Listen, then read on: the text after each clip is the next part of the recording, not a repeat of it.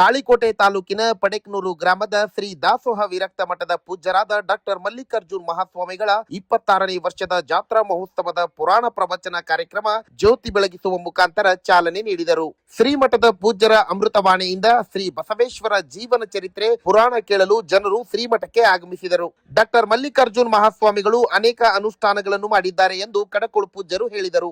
ಮಲ್ಲಿಕಾರ್ಜುನ್ ಮಹಾಸ್ವಾಮಿಗಳು ಮಾತನಾಡಿ, ಇಲ್ಲಿ ನಂದು ಏನೂ ಇಲ್ಲ, ನನಗೆ ಇರುವುದು ಒಂದು ಜೋಳಿಗೆ. ನೀವು ಎಲ್ಲ ಭಕ್ತರು ಮಠದ ಆಸಿ.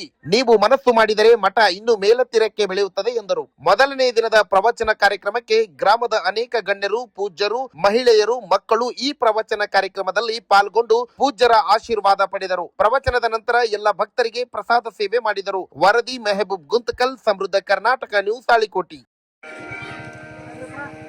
ಅಖಿಲ ಭಾರತ ವೀರಶೈವ ಮಹಾಸಭೆಯ ಸಂಸ್ಥಾಪಕರು ಆಗಿರತಕ್ಕಂತಹ ಶಿವಯೋಗ ಮಂದಿರ ಸ್ಥಾಪಕರು ಆಗಿರತಕ್ಕಂತಹ ಹಾನಗಲ್ಲ ಗುರುಕುಮಾರ ಶಿವಯೋಗಿಯನ್ನ ಸ್ಮರಣೆ ಮಾಡಿಕೊಂಡು ಜಗತ್ತಿನ ತಾಯಿ ಎನಿಸಿಕೊಂಡಿರತಕ್ಕಂತಹ ಲೋಕಮಾತೆ ಎನಿಸಿಕೊಂಡಿರತಕ್ಕಂತಹ ಪರಮೇಶ್ವರನಿಗೆ ಪ್ರೀತಿಯ ಮಾತೃ ಪತಿ ಸತಿಯಾಗಿರತಕ್ಕಂತಹ ಜಗನ್ಮಾತಾ ದೇವಿಯನ್ನ ಸ್ಮರಣೆ ಮಾಡಿ ಹೇಮರೆಡ್ಡಿ ಮಲ್ಲಮ್ಮನನ್ನ ಸ್ಮರಣೆ ಮಾಡಿಕೊಳ್ಳುತ್ತಾ ಈ ವರ್ಷದ 26ನೇ ವರ್ಷದ ಈ ಜಾತ್ರೆ ನಿಮಿತ್ತಾರ್ಥವಾಗಿ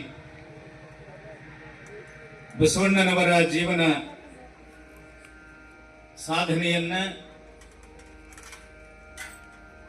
ಜೀವನ ತತ್ವವನ್ನು ಕುರಿತು ಪ್ರವಚನದ ಈ ಕಾರ್ಯಕ್ರಮದ ವೇದಿಕೆ ಮೇಲೆ ಆಸೀನರಾಗಿರತಕ್ಕಂಥ ಹಿರಿಯರಾಗಿರ್ತಕ್ಕಂಥ ಆತ್ಮೀಯರಾಗಿರ್ತಕ್ಕಂತಹ ಅನುಭಾವಿಗಳಾಗಿರ್ತಕ್ಕಂಥ ನಮ್ಮವರೇ ಆದಂತಹ ಕಡ್ಕೋಳದ ರಾಜಗುರು ಮಾಲಿಂಗ ಮಹಾಸ್ವಾಮಿಗಳು ಹಿರೇಮಠವರಲ್ಲಿ ಶರಣಗಳನ್ನು ಹೇಳಿ, ನಮ್ಮೂರಿನ ವೇದಮೂರ್ತಿ ಪೂಜಾ ಅಶೋಕ್ ಮುತ್ಯ ಅವರೇ, ವೇದಮೂರ್ತಿ ಪೂಜ್ಯ ಶ್ರೀ ಕಾಂತೇಶ್ ಮುತ್ಯ ಅವರೇ, ಉಭಯ ಸಂಗೀತ ಕಲಾ ಬಳಗದವರೇ, ಯೂಟ್ಯೂಬ್ ಚಾನೆಲ್ ಮಾಡತಕ್ಕಂಥ ನಮ್ಮ ಕೊಣ್ಣೂರಿನ ಸದ್ಭಕ್ತರೇ, ಪಡೆಕ್ನೂರಿನ ಭಕ್ತರೇ, ಈ ಊರಿನ ಯಾವತ್ತು ಹಿರಿಯರೇ, ತಾಯಂದಿರೇ, ಹಿರಿಯರಾಗಿರ್ತಕ್ಕಂಥ ಇಂದಿನ ದಾಸೋಹ ಸೇವೆ ಮಾಡಿರ್ತಕ್ಕಂತಹ ಶಾಂತಗೌಡರು ಬಣಿಕಾಳವರೇ, ಪಂಪನಗೌಡ್ರೆ, ಮೈಕ್ ಸೇವೆ ಮಾಡತಕ್ಕಂಥ ಅಲ್ಲಾ ಪಕ್ಷಿಯವರೇ, ಪ್ರಸಾದ ವ್ಯವಸ್ಥೆಯನ್ನು ಮಾಡತಕ್ಕಂಥ ಹಿರಿಯರೇ, ತಾಯಂದಿರೇ, ನಿಮ್ಮೆಲ್ಲರಿಗೆ ಗುರುಕೃಪಾ ಆಶೀರ್ವಾದ ಆಗಲಿ ಅಂತ ಹಾರೈಸುತ್ತೆ. ಇಲ್ಲಿ ನಾವು ಏನ್ ಮಾಡ್ಬೇಕಾದ್ರೆ ಇಹಲೋಕದೊಳಗಂದ್ರ ಇಲ್ಲಿ ಏನ್ ಮಾಡ್ಬೇಕಂದ್ರ ಅಲ್ಲಿ ಪರಮಾತ್ಮಲ್ಲಿ ಪ್ರತಿಜ್ಞೆ ಮಾಡಿ ಬಂದೀವಿ. ನಾವು ಆಚಾರವಂತರಾಗಿರ್ತೀವಿ, ಧರ್ಮವಂತರಾಗಿರ್ತೀವಿ, ನೀತಿವಂತರಾಗಿರ್ತೀವಿ, ಪರೋಪಕಾರ ಪುಣ್ಯ ಮಾಡ್ತೀವಿ ಅಂತ ಹೇಳಿವಿ, ಚೆನ್ನಾಗಿ ಬಾಳ್ತೀವಿ ಅಂತ ಪ್ರತಿಜ್ಞೆ ಮಾಡಿ ಪರಮಾತ್ಮನಲ್ಲಿ. ಅದಕ್ಕೆ ಈ ಲೋಕದೊಳಗ ಹೋದ ಮೇಲೆ ದೇವ ಮಾನವ ಜನ್ಮ ನಮಗ್ ಕೊಟ್ಟು ಬಿಡು, ಮುಂದ ನಿನ್ನ ಹತ್ತು ಬರುವಾಗ ನಾ ಪುಣ್ಯ ಗಳಿಸಿಕೊಂಡು ಬರ್ತೀನಿ ಅಂತ ಪರಮಾತ್ಮನ ಬಳಿ ಪ್ರತಿಜ್ಞೆ ಮಾಡಿ ಈ ಲೋಕಕ್ಕೆ ಪರಮಾತ್ಮ ಕೊಟ್ಟು ಕಳಿಸಿದಾನ. ಇಲ್ಲಿ ಬಂದ ಮ್ಯಾಗ ಎಲ್ಲ ಮರ್ತು ಬಿಟ್ಟೇವೆ. ಮರ್ತು ಬಿಟ್ಟ ಏನನ್ನಕತ್ತದ, ನಾನು ಅಂದ, ನಂದು ಅಂದ, ನಂದೇ ಅಂದ, ನನ್ನಿಂದನೇ ಅಂದ, ಅನ್ಯಾಯಕ್ಕೆ ಹೊಂಟ, ಅಧರ್ಮಕ್ಕೆ ಹೊಂಟ, ಅನೀತಿಕ್ಕೆ ಹೊಂಟ, ಅಸತ್ಯಕ್ಕೆ ಹೊಂಟ, ಎಲ್ಲವನ್ನ ಮರೆತ ಮರವು ಘನ ಹೇಳ್ತಾರೆ. ಗಿರಿಘನ ವಜ್ರ ಕಿರಿದನ್ನ ಬಹುದೇ ಭಾರದಯ್ಯ ಹೇಳ್ತಾರೆ. ಗಿರಿಘನ ವಜ್ರ ಕಿರಿದನ್ನ ಬಹುದೇ ಭಾರದಯ್ಯ, ಕಮಂಧಗನ ಜ್ಯೋತಿ ಕಿರಿದನ್ನ ಬಹುದೇ ಭಾರದಯ್ಯ.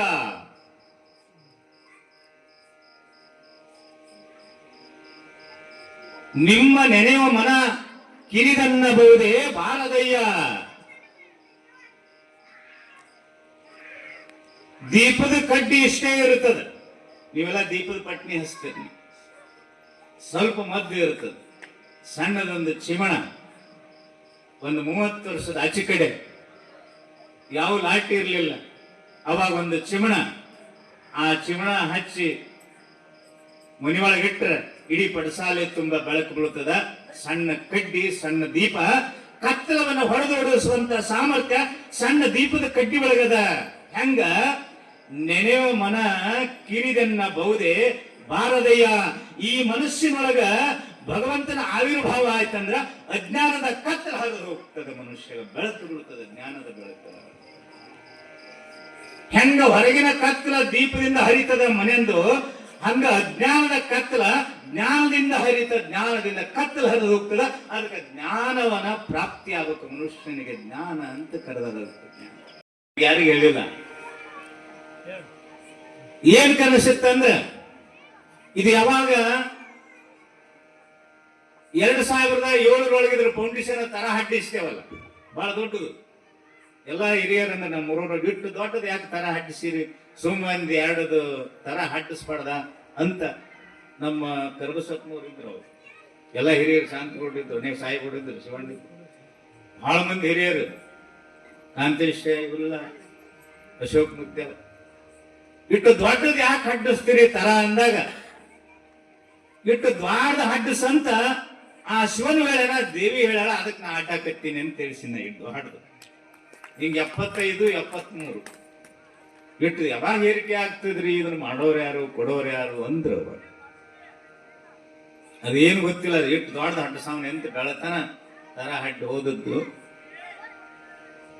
ಯಾವಾಗಿದು ಹೇರಿಕೆಯಾಗಿ ತಲಬಾಕ್ಲಿಕ್ಕೆ ಹೊಂದಿರುತ್ತದ ಅವತ್ತಿನಿಂದ ನಾನೇ ಪ್ರವಚನ ಹೇಳ್ಬೇಕಂತ ಸಂಕಲ್ಪ ಮಾಡಿದ್ನೆ ಆ ದೇವನಲ್ಲಿ. ಐತಿಲ್ಲ, ಇವತ್ ನಾ ಹೇಳಿ ನೋಡಿ ಮನಸ್ಸಿನಲ್ಲಿ ತಲಬಾಕ್ಲಿ ಯಾವಾಗ ಕುಂತು ಅವತ್ತಿನಿಂದಲೇ ಅವತ್ತು ವರ್ಷ ನಾನಾ ಪ್ರವಚನ ಹೇಳ್ಬೇಕಂತ ಈ ಸಂಕಲ್ಪ ಆ ಮಾತೆ ಪಾರ್ವತಿ ಜಗನ್ಮಾತ ನೆರವೇರಿಸಿ ಕೊಟ್ಟಿದ್ದಾಳ. ಅಗ್ನಿ ಜೋಳಿಗೆ ನನ್ನ ಕೈ ಕೊಟ್ಟಿದ್ದ, ಅದು ಇವತ್ತ ನೆರವೇರಿದೆ. ಹಂಗ ಎಲ್ಲರೂ ಈ ಲೋಕದಾಗ ಹುಟ್ಟಿದಾರ. ಅದಕ್ಕೆ ಹೇಳ್ತಾರ, ಹುಟ್ಟೇನ ಹುಟ್ಟದಿದು ಬಾರಿಗೆ, ಹುಟ್ಟಿ ಕೆಟ್ಟು ಹೋಗುವ ಬಾರಿಗೆ. ಬಾರಿಗೆ ಮನೆಯೊಳಗೆ ಇರ್ತದಲ್ಲ, ಕಸ ಸ್ವಚ್ಛ ಮಾಡುತ್ತದೆ. ಕಸ ಬಾರಿಗೆ ಇರದೇ ಇದ್ರ ಮನೆ ಸ್ವಚ್ಛ ಆಗುದಿಲ್ಲ. ಬಾರಿಗೆ ಬೇಕದಕ್ಕೆ. ಬಾರಿಗೆ ಸುಮಾರ ಅಂತನಬಾರ್ದು. ಬಾರಿಗೆ ಸುಮಾರಲ್ಲ, ಮನೆ ಸ್ವಚ್ಛ ಮಾಡುತ್ತದೆ ಬಾರಿಗೆ. ಅದಕ್ಕಿಲ್ಲಿ ಅನುಭಾವಿಗಳು ಹೇಳ್ತಾರ ಮಡಿವಾಳಪ್ಪನವರು, ಹುಟ್ಟೇನ ಹುಟ್ಟದಿದು ಬಾರಿಗೆ, ಹುಟ್ಟಿ ಕೆಟ್ಟು ಹೋಗುವ ಬಾರಿಗೆ. ಏನು ಪಂಚಭೂತಾತ್ಮಕವಾಗಿರ್ತಕ್ಕಂಥ ಪರಮಾತ್ಮಿ ಶರೀರವನ್ನು ಕೊಟ್ಟಿದ್ದಾನಲ್ಲ, ಬಾರಿಗೆಗಿದ್ದಟ್ಟು ಬೆಲೆ ಈ ಶರೀರಕ್ಕೆ ಇಲ್ಲ. ಅದಕ್ಕೆ ಇದಕ್ಕೆ ಬಾರಿಗೆ ಅಂತ ಕರೆದಾನ. ಕಡ್ಕೊಂಡು ಮಡಿವಾಳ ಬಾರಿಗೆಗೆ ಬೆಲೆ ಅದ, ಇದಕ್ಕೆ ಬೆಲೆಗಿಲ್ಲ. ಬೆಲೆ ಯಾವಾಗ ಬರ್ತದಂದ್ರ, ಯಾವಾಗ ಬೆಲೆ ಬರ್ತದಂದ್ರ, ಯಾರು ನೀವಂತ ತಿಳಿತೀರಿ, ಆರು ನೀನೆಂದು ವಿಚಾರಿಸು ಅಂತ ಹೇಳ್ತಾರೆ ಜ್ಞಾನಿ. ಆರು ನೀನೆಂದು ವಿಚಾರಿಸೋ, ಯಾರು ನೀನಂತ ವಿಚಾರ ಮಾಡ್ತಾ ಇದ್ದೀಯ, ನಾನು ಮನುಷ್ಯನು, ಏನು ಭಗವಂತನಿಂದ ಬಂದಿರತಕ್ಕಂತಹ ಭಿನ್ನ ಜ್ಞಾನವಾಗಿರತಕ್ಕಂತ ನಾನೊಬ್ಬ ಪರಮಾತ್ಮನ ಅಂಶ ಅಂತ ತಿಳ್ಕೊಂಡೆ ಅಂದ್ರ ಈ ಶರೀರಕ್ಕೆ ಬೆಲೆ ಬರುತ್ತದ ಅಂತ ಹೇಳ್ತಾರೆ. ಹಿಂದ ಐತಿ ನನ್ನ ಬಲ್ಲಿ ಒಂದು ಇತಿಹಾಸ ಐತಿ. ಪಡಿ ಅಕ್ಕ ಅಂತಿದ್ಲಿ ಊರಿನೊಳಗೆ. ಪಡಿ ಅಕ್ಕ ಅಂತಿದ್ಲು. ಆಕಿ ದಿನನಿತ್ಯ ಕಾಲದಲ್ಲಿ ಒಂದು ಪಡಿದಾನ ಮಾಡ್ತಿದ್ಲಂತ. ಅದಕ್ಕ ಪಡಿಯಕ್ಕನ ಊರು ಅಂತ ಇದಕ್ಕೆ ಇತಿಹಾಸದೊಳಗೆ ಬಂತು. ಇದಕ್ಕ ಬಸರಕೋಟದ ಶಿಲಾಶಾಸನೊಳಗೆ ಈ ಊರ ಹೆಸರದ. ಆಮೇಲೆ ಗುಂಡಕರ್ಚಿಯ ಶಿಲಾಶಾಸನೊಳಗೆ ಈ ಹೆಸರೈತಿ. ಈ ಊರ ಹೆಸರ. ಒಂದು ಪಡಿ ಅಂದ್ರೆ ಎಷ್ಟು? 2 ಸೊಲಿಗೆ ದಾನ ಮಾಡ್ತಿದ್ಲಂತ. ದಿನನಿತ್ಯ ಬಡವರಿಗೆ, ಜಂಗಮರಿಗೆ, ಬಂದವರಿಗೆ 2 ಸೊಲಿಗೆ ದಾನ ಮಾಡ್ತಿದ್ಲು. ಹನುಮಂತರ ಗುಡಿ ಶಾಸನ ಆಗ್ಯದ. ಶಾಸನದೊಳಗೆ ಕಾರಣ ಆ ಪುಣ್ಯ ಈ ಊರಿನಲ್ಲಿ ಬೆಳೆದು ಬಂದಿದ್ದರಿಂದ ಇವತ್ತಿ ಅನುಭವ ಮಂಟಪ ಇಲ್ಲಿ ತಯಾರಾಗ್ಯದ. ಆ ಪುಣ್ಯ ನಾವು ಮಾಡಿಲ್ಲದ ಅನುಭವ ಮಂಟಪ ತಯಾರಾಗ್ಯದ. ಅವ ದಾನ ಮಾಡ್ತಾ ಇದ್ದ ಮನುಷ್ಯ. ಭಕ್ತಿ ಮಂದಿರವೇ ಮಧುರವೇ ದೇಶಿಕನೇ ಅನುಭವ ಉಲ್ಲಾಸಕನೇ ಸಂಕಲ್ಪ ಭಾಷಕನೇ ರಾಣ ಈ ಕೈಮಲದೋಣಿ ಹಾಸಕನೇ ನನಗೆ ಕೃಪೆಯಾಗು ಕಾರಣ ಭಕ್ತಿ ತೂರ ಸಾಮಸದ ಚಿತ್ಸೂರ್ಯ ಎಡರಿಂಗೆ ಧೈರ್ಯವಾಗಿ ಗುರು ವರ್ಯಾನಿ ನನಗೆ ಕೃಪೆಯಾಗು ನಗರೋರಧಿಕವೆಂದು ಜಗದಲ್ಲಿ ಸಾರುತಿಯ ನಿಗಮ ಶ್ರುತಿ ಕೇಳಿ ಗುರುವೇ ನಿಮ್ಮ ಪದಯುಗವ ಬಣ್ಣಿಸುವೆ ಕೃಪೆಯಾಗು